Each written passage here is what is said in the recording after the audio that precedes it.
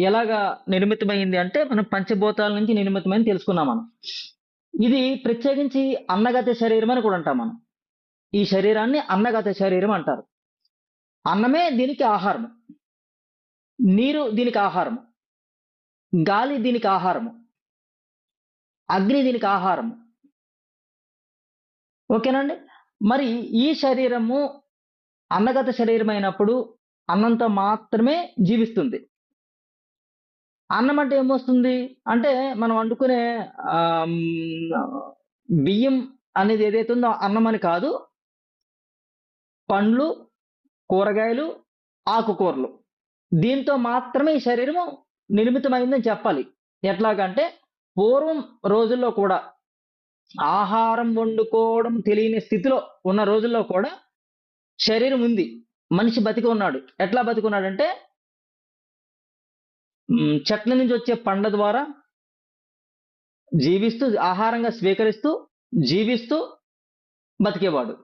ఇంకా ఆహ్, ఆహారం దొరకని స్థితిలో ఆహారం దొరకని స్థితి అంటే ఎట్లా ఉండేదంటే అప్పట్లో అడవులెక్కువుండి మనుషులు నివసించే ప్రాంతం తక్కువుండేది. అడవులెక్కువుండేయి. ఎక్కడైనా ఒక చోట అగ్నికి ఆహుతి అయిందో మొదలెట్టిందంటే చెట్లన్నీ కూడా కాలిపోయాయి. పంట అనకూడదు. దాన్ని అడవంతా కాలిపోయేది. ఈ అడవంతా కాలిపోయిన తర్వాత ఏమవుద్దంటే ఇంకా అక్కడ మనిషి ఆహారంగా స్వీకరించడానికి ఏముండదు. ఆ సమయంలో మనిషి ఏం చేసాడంటే తనకంటే చిన్న జీవులు ఏదైతే ఉన్నాయో వాటిని ఆహారంగా స్వీకరించడం మొదలుపెట్టాడు. ఓకేనండి? ఇప్పుడు ఆ ఆహారం ఎలా స్వీకరించేవాడంటే దాన్ని ఏదో ఒక విధంగా సూదితోనో, ముల్లుతోనో కొట్టి బోర్లా ఉంటుంది. దానికి ఊదుతారన్నమాట. ఆ ఊది ఒక బోర ఆ బోరలోంచి ఒక ముల్లు ఉంటుంది. ఆ ముల్లెళ్ళి ఆ ప్రాణికి ఒక పందిని కానీ, ఒక లేడీని కానీ, దేనికైనా సరే కొట్టాలనుకున్న కొట్టేవాడు. ఊదితే అక్కడికెళ్ళి కొట్టేవాడు. దాన్ని అది గుచ్చుకునేది.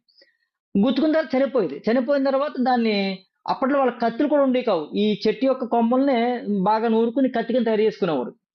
సో, దాన్ని పచ్చి మాంసం తినేసేవాడు. ఆ తినడం తర్వాత నెమ్మదిగా ఈ యొక్క మనిషికి ఆలోచన సరళి బుద్ధి పెరిగి, ఈ పచ్చిది తినడం అంత శ్రేష్టంగా అతనికి నోటికి రుచించడం తగ్గిందనమాట. బాగున్నట్టు అనిపించలేదు. మళ్ళీ కొత్తగా ఆలోచన మొదలెట్టాడు. కొత్తగా ఆలోచన మొదలెట్టి చంపిన పదార్థాన్ని ఒక జీవిని ఏం చేసాడంటే భూమిలో పెట్టి పైన మంట పెట్టేవాడు. ఆకులు కట్టేసేసి పైన మంట పెట్టేవాడు. ఆ పైన మంట పెట్టడంతో ఈ కిందంతా కూడా ఆ వేడికి బాగా ఉడికేదనమాట. కాలిపోయేది బాగా ఉడికేది. దాన్ని పచ్చిది తినడం మానేసి ఈ ఉడికింది తినడం, కాలింది తినడం అలవాటు చేసుకున్నాడు. అదొక రుచి మొదలెట్టాడు. ఇంకిక్కడి నుంచి నెమ్మది